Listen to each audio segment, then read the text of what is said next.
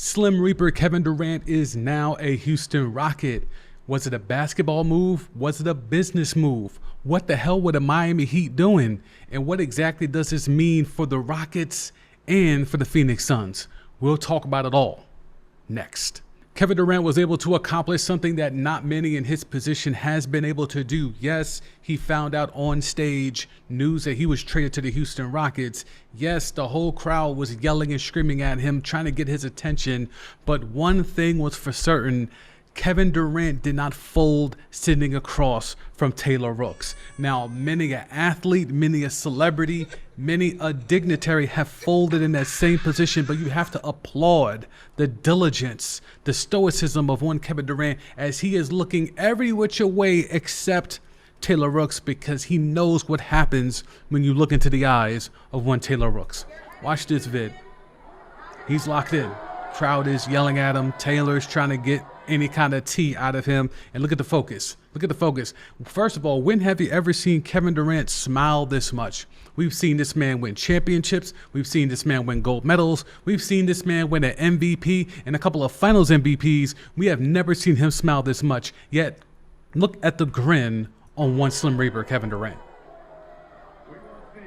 That's the first look. He gives a quick glance. You see that look? It's a quick glance. He gives a very, very quick glance. And even then, we're not even certain that he's looking at Taylor Rooks. This all could be smoke. He could be looking around Taylor Rooks. He could be looking to the left, to the right, up and down of Taylor Rooks. That man is trying to avoid that eye contact with Taylor Rooks. It's a smart plan. It's a very, very smart plan. Trust me, I've done multiple shows with Taylor Rooks. It's very difficult if you're not on your game, if your head is not on a swivel. You have to be focused, singular mindset. When you're around Taylor Rooks, you cannot fall for it. Kevin Durant, even in this moment, even when all eyes are on him, when all the phones are on him, because this is breaking news, he is still not folding under Taylor Rooks. This right here is Hall of Fame worthy.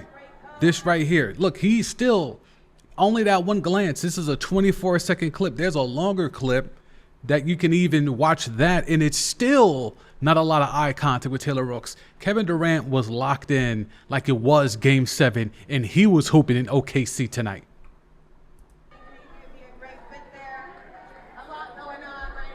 So Taylor Rooks is trying to get the info out of him. Very cool moment. At the end there, you see he gives that smile, but you know it's a quick one. He is not about to stare longingly into the gaze of one Taylor Rooks.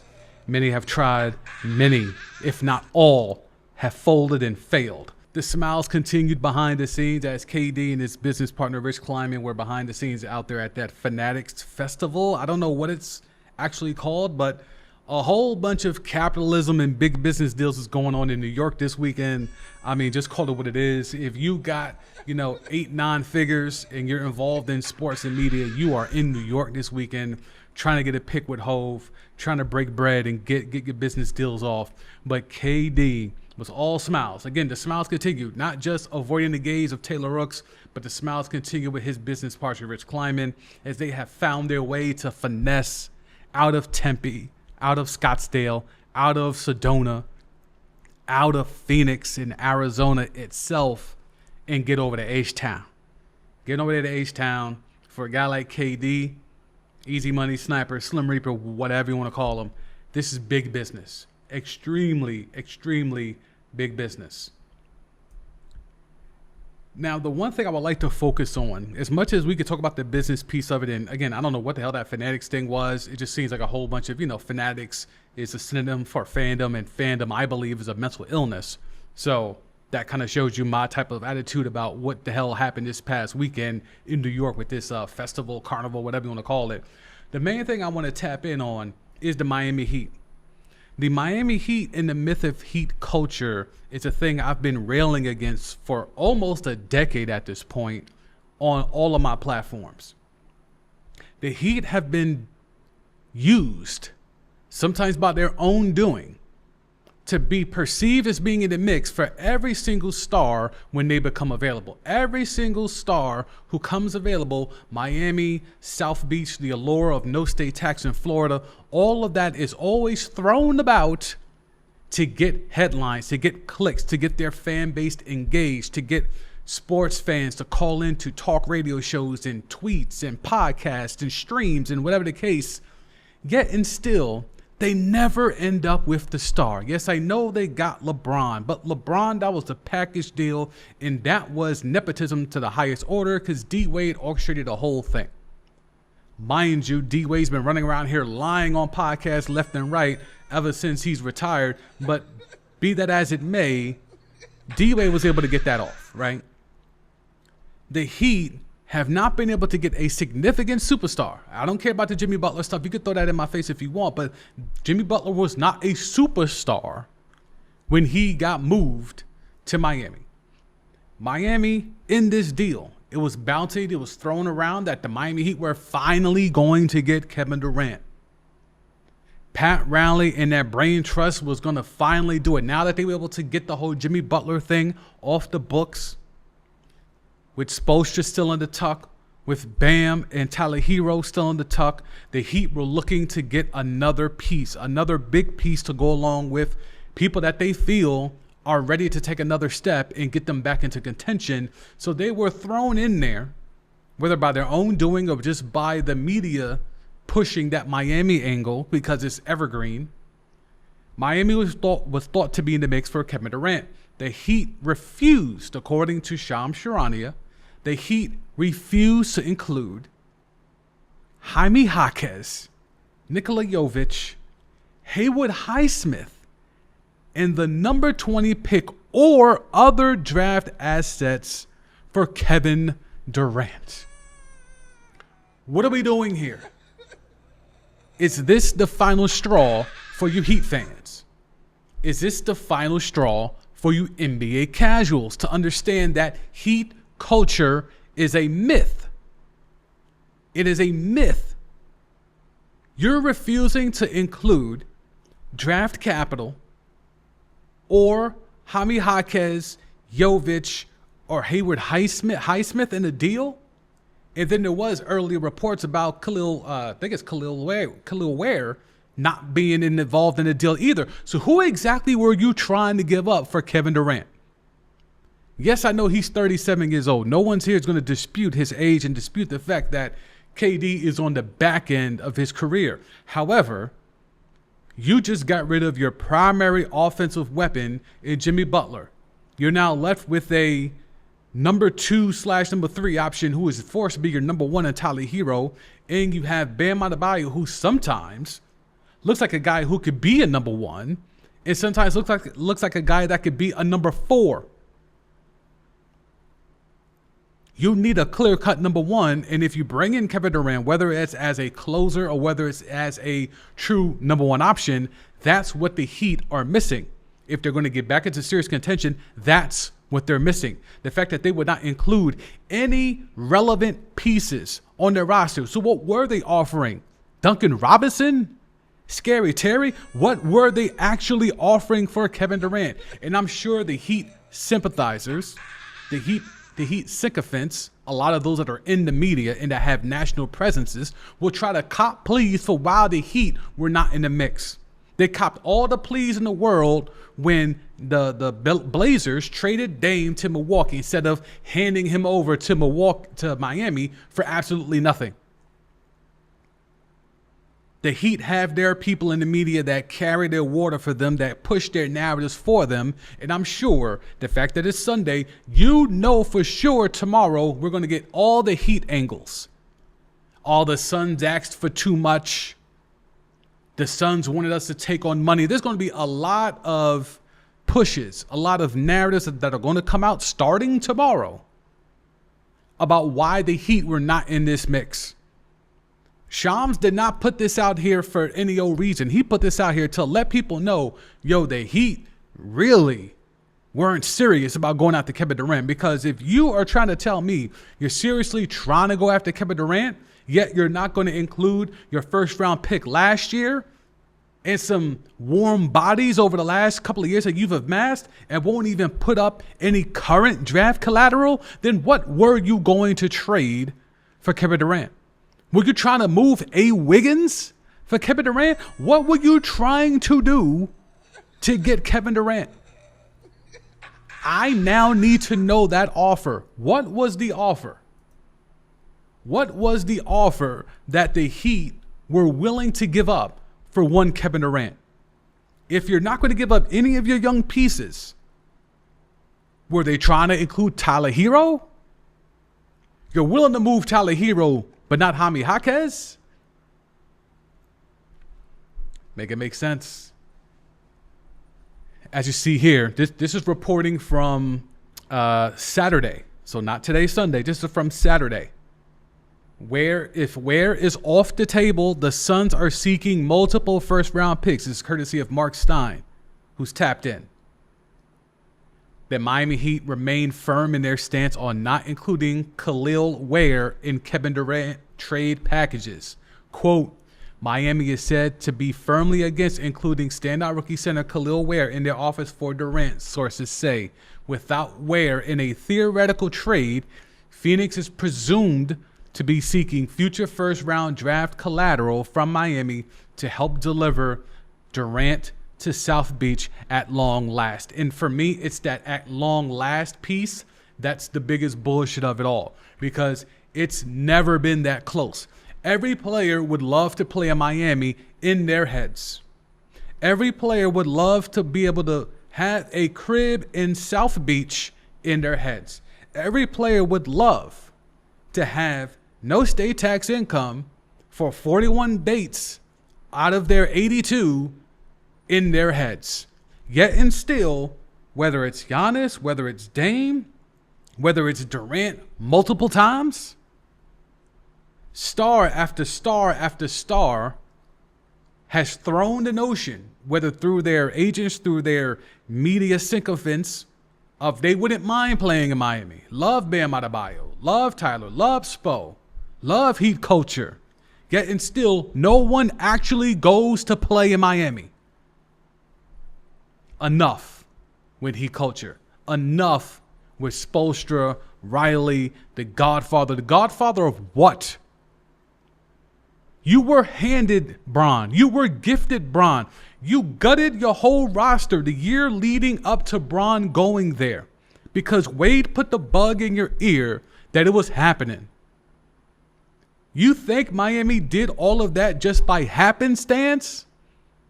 You don't think Wade had already told Pat Riley and them that it's happening? Bron is coming, so gut this roster, get all the cap space you need, because if you want to make it happen, it can happen.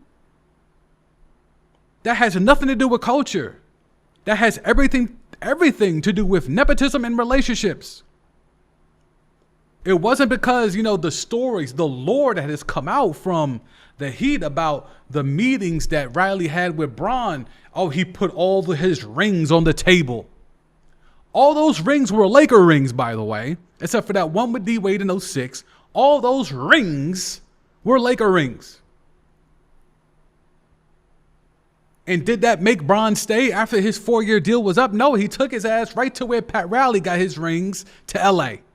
The fact of the matter is that when Bron was leaving Miami and Pat Riley thought he could spin the block and do his Godfather voodoo magic, Bron had more interest in watching the World Cup at the sports book in Vegas than to sit down and have one last meeting with Pat Riley. That's Heat culture. But let's talk about the trade. All right, so the Rockets now get Kevin Durant. The Rockets projected lineup: Van Vliet, Amen, Jabari, KD, Sagoon. This is a really good starting lineup, obviously. How good this roster can be remains to be seen. How good this team gels remains to be seen. What role people have in this lineup remains to be seen. As their closer, it's been a combination of Sagoon and Van Vliet. I know Jalen Green, people are very high on it, and Dylan Brooks is a noteworthy guy, but in terms of the core is still intact. The Rockets were able to get Kevin Durant, and they still have Amen and Jabari. Jalen Green is a guy you can make expendable. He showed himself to be expendable with his playoff performance. The Rockets clearly got better. That's nothing to debate here. How good? I'm not going to sit here and go crazy with it because I think there's more moves coming. Rich Paul was out there saying, Giannis and Kevin Durant will be moved this summer and they will be on the same team. So who the hell knows what else could be coming? Because if that's the case, what are you giving up for the Nigerian freak, Giannis Antetokounmpo? You see what this starter lineup is. Would you give up the combination of Amen and Jabari? Or would you give up Jabari and Sagoon? You can have Giannis play the 5. Slide Amen to the 3. There's so many ways you could go about it, right? Bottom line is this. The Rockets were able to get, I think, Slim Reaper for the cheap. For the cheap. When you look at what they actually had to give up. Jalen Green, Dylan Brooks, the number 10 pick in this year's draft, which everyone is saying is a 3-person draft. Maybe 4, depending on how you feel about, who's it? Your man's DJ. 5 second-round picks. That's kind of be the norm now. 5 second-round picks. Everybody. Wasn't GP2? Didn't he go for like 5 second-round picks? So 5 second-round picks is kind of like, it's an automatic now in any type of major deal at this point. Jalen Green, Dylan Brooks, 2 names, but not 2 huge, impactful guys in their core. The number 10 pick in a draft that a lot of people are not high on, in 5 second rounders, which is just, which is fluff. For Kevin Durant, yes, this is not peak Kevin Durant. This is not OKC Kevin Durant. This is not even Golden State Warrior Kevin Durant. This is not even Brooklyn Net Kevin Durant. But still, it's Kevin Durant. And yes, in honor of pride, if you now want to look at it, Kevin Durant has officially completed the NBA Rainbow Challenge. You go from red with Rockets, OKC orange, Golden State Warrior yellow, Seattle green, Phoenix Suns and the alternates with that baby blue, the Nets with the navy blue, and the Suns with their purple. All right, what else can we get into here? I still can't get with the fact that they did not want to include Jaime Jaquez, Jovic, Hayward Highsmith. I keep telling y'all, I got a vid coming. Depending on how this finals wraps up, in the very near future, I have a video essay on the myth of heat culture. And yes, I will now have to include this last transaction is going to force me to include this in that essay. But let's get to what KD, and we saw that thing of him in all the uniforms, right? Where is that? Right here.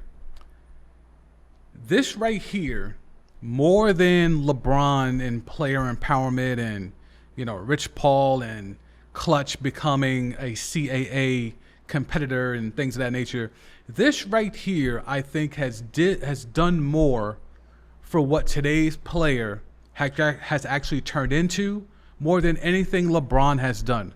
When you're the type of player with the skill set of a Kevin Durant, which is clearly a one of one, so much so that they keep trying to draft clones and none of them live up to it. This man is now on his 7th team. He is a product of AAU. And Bron, who's a little older, not a lot older, but enough older that the AAU thing wasn't as ingrained for Bron as it was for KD. KD is used to bouncing around. KD is not used to just staying in one spot and that's it. That's the nature, that's the culture of AAU basketball. Your team's not good enough? Well, I'll go to a better team and then I'll ride with that team. Like, that's essentially what Kevin Durant has brought to this level. And you see other players that looked up to him, that grew up watching him flourish, are now following in the same footsteps. Kevin Durant has ushered in, I think, more player empowerment in terms of, I'm just going to go to where, one, I can win. And it doesn't always mean win a championship, just can win. 2, where I can have fun hooping. Look at all the places he has gone to after Oklahoma City. After Oklahoma City, obviously he went to the Warriors where he could have fun. The game was easy for him because he had Wardell. And he finally got his 2 rings, 2 finals MVPs, was the catalyst for the Warriors getting those rings, and he was able to move on. Moved on to Brooklyn to do what? Hoop with his friends. Go hoop in Barclays with Kai. Establish your business in New York.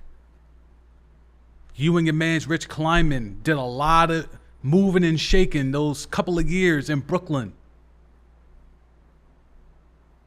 But you hooped with your friend in Kai.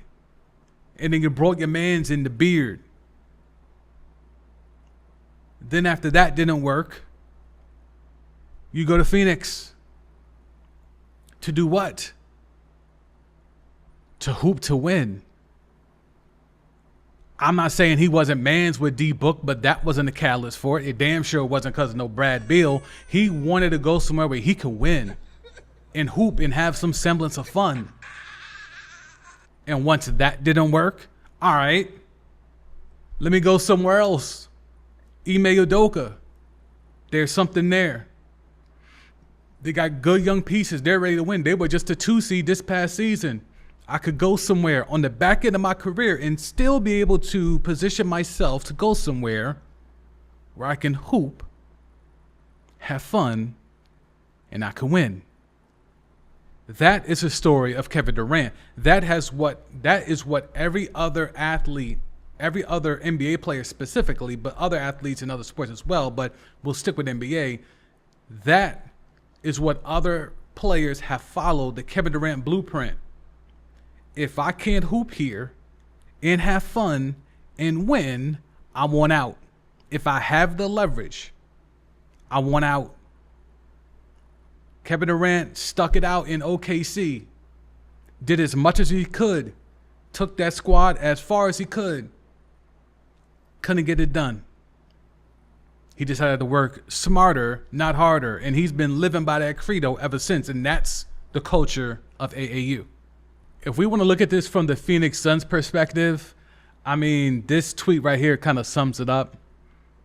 The Suns turned Cam Johnson, Mikal Bridges. He's putting a Bossman 99 in this tweet. Bossman 99 is in this tweet. Jay Crowder and 5 first-round picks into Jalen Green, Dylan Brooks, 1 first-round pick in 5 seconds. Generational disaster class. The KD trade ruined our franchise. Well, no, I would probably say the Brad Beal one ruined the franchise more than the Kevin Durant one. The Brad Beal move, whether KD had a lot of influence in that or not, or whether that was Book, or whether that was just the owner, Ishbia, who wanted to come in and keep making big splash after big splash because he's got your man Zeke in his ear. Don't forget, Ishbia's got ties to your man Zeke. If you know how Zeke is in that front office. Anywho, the Suns are in a really, really interesting spot because if you're D-Book, you were there young in your career when you had Earl Watson, when you were dropping 70 balls, when you were asked to be a point guard, even though that's not in your bag, yet you were able to get through all of that to where the team was solid. You hung on long enough for the team to go get you the point fraud, to go get DeAndre Ayton, to be in a position where the team is actually good. You even got to the finals, and the point fraud let you down, and DeAndre Ayton let you down. And you're able to pivot from that. And you hung on long enough for them to go get you help in the form of Slim Reaper, Kevin Durant. And that looked to be like, okay, they should be able to get back to that contention level, that contender level. But then in the middle of it, for whatever reason, and we won't get into Robert Sarver, the prior owner, and Ishbia and all of that. We won't get into that here, but we could, but we're not. But then they, for some odd reason, go get Brad Beal, who not only I think is washed, but second of all, even if he wasn't washed, there was no way for him to fit in on this team. There was absolutely positively no real way for Bradley Beal to fit into the scheme, into that system, into that flow, into anything. And it showed right away. If you are Devin Booker, do you ask out? And I'm seriously saying that because with all the stuff I just broke down in terms of what he's already endured in Phoenix, what do you expect this man to do? What do you expect him to do next year? Because who all going to be there in Phoenix? We're looking at, let me switch this up here. You're looking at Jalen Green, Dillon Brooks, Ryan Dunn, Nick Richards. That's supposed to do what in the West? That's supposed to finish where in the West? That's looking like playing to me. That's dead ass looking like playing to me. I'd rather crash out with Book and KD and hit the play-in, knowing we underachieved, than knowing I got Jalen Green, Dillon Brooks, Ryan Dunn, Nick Richards, and D Book, and we overachieved and we're in the play-in mix. Because it's not like you're saving a lot of money. That Dillon Brooks contract is ridiculous. And Jalen Green ain't that far off. It's really unfortunate for D Book. There's a lot of teams who could use a Devin Booker right now. There's a lot of teams that could use a D Book. Because D Book has been able to be out here. He averaged 7 assists last year for someone that traditionally is not a point guard. He's in that Jamal Murray mode of where he's not a point guard in his truest sense, but he damn sure keep looking like a point guard when he has to be.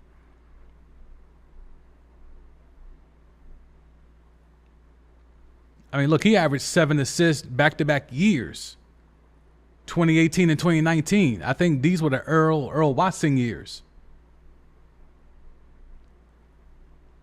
Phoenix has a lot of explaining to do. The DeAndre Ayton thing didn't pan out. Ryan Dunn, I think, is a really good player. A lot of people are very high on Ryan Dunn, and he plays defense, and he's got some wiggle to his game. However, when you're asking D Book to now go through another quasi rebuild or a retooling, this is not a rebuild per se, could still have Book. Now, if they're able to move off Brad Beal, depending on what they get for Brad Beal, I don't think it'll be much. I think you're just asking for someone to take that salary. So you're probably going to get shitty contracts in return, or a more second-round picks, or other guys that are on expiring deals or buyout type of candidates. But if you're a D Book and you're looking around and the best player you have on your roster is either Jalen Green or Ryan Dunn, and I'm entering year 10 in the league, yeah, I want out. I want out. It's been fun here in Scottsdale. It's been fun hitting up Glendale. It's been fun hitting Sedona and Tempe. But it's time for me to get the fuck up out of Phoenix if I'm Devin Booker.